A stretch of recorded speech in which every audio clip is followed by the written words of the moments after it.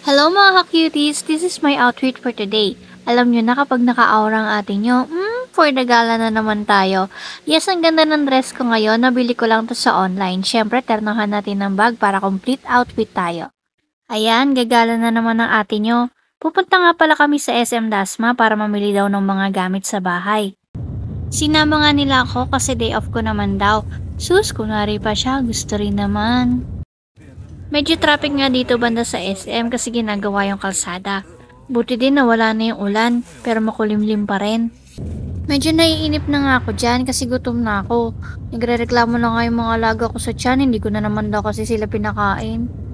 Eto na nga, natatanaw ko na siya. Ay, este yung SM pala. Ay sus! Gumagano na ang ate ninyo. Ay, ano ba yan? Hindi niyo naman ako na-inform. Ang dami palang tao ngayon. Naku, baka pagkaguluhan ako nito. Eto na nga, nakapila na kami sa parking. Medyo mahaba nga yung pila. Kitang-kita nyo naman, di ba? After ilang minutes, nakapag-park na din kami. Doon nga kami natagalan kasi ang daming tao. Nasa TV na tayo mga ka-cutie! Shoutout nga pala sa'yo mama, artista na anak mo! Char lang, syempre feeling lang. Mali mo diba? O syumera atin yun eh. Ayan nga pala si Papa sa harap ko. Ayaw niya magpa-video, hindi pa daw kasi siya ready. Mag-stretching daw muna kasi siya mga ka-cuties. Stretching? Uy, ano yun? Mamaya ko na daw siya isama para gwapo daw siya. Pupunta nga daw muna kami ng food court para kumain. Diyos ko, medyo na-excite niya yung mga bulate ko sa tiyan na dinig kasing kakain na daw. Pagpasensyahan nyo na hindi ako makapag-video ng maayos. Ang dami kasing tao, pinagkakaguluhan na tayo, char. Siyempre joke lang yun no, feelingera lang talaga atin nyo. Hala, tingnan niyo si Papa po maglakad parang bagong tuli. Uy, joke lang yun. Buti hindi tayo nadidinig, baka mabatukan tayo. Naghahanap na nga kami dyan na mabibili na food. At ito nga po yung napili namin, Cavite Lechon. Masasarap nga daw yung pagkain dito, kaya gusto naming itry. Kitang-kita nyo naman, di ba? Nakakatakam lahat. Ito na nga, tuwang-tuwa na nga yung mga alaga ko sa tiyan. Uy, kumalma kayo, napapaghalataan tayong patay gutom. Ito na nga yung menu nila at medyo pricey siya. Pero sulit naman, madaming kasama. Meron na nga kanin at 2 klase ng ulam. At may libre ka na ding sabaw. Madami kang pagpipilian kaya sulit talaga. So hindi pa nga po kami nakontento. Bumili kami dito sa Ted's ng Mami. So isang bowl lang yung binili namin. Kasya na kasi sa amin yung 4. Itsura pa nga lang nakakatakam na. Nakakatuwa nga yung design nila dito. Puro mixing bowl. Astig diba? Ayan, waiting pa daw kami sa order. Gutom na ako. Surprise! Hindi halatang gutom ang mga tao. Taob na taob. After nga namin kumain at magpahinga, dumiretso na kami sa department store para magsimula ang mamili ng mga gamit sa bahay. Ito na nga, may nakita ko dito na super duper cute. As in, ang cute niya talaga. Puro Miniso item nga to, kaya super cute talaga. Ang gaganda din ng mga tumbler nila. At ito din, nagandahan ako kasi super cute niya. Kulay pink siya, o diba?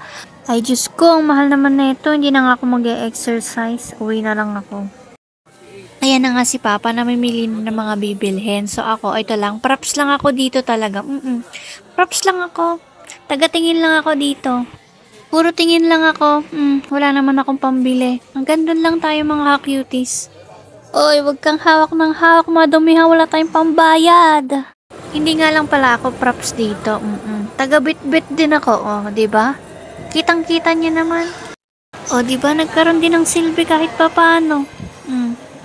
Ayan, kasama ko ang aking lola diyan. For the gala kami. Ayan, kasama ko din si Papa diyan, tingnan niyo.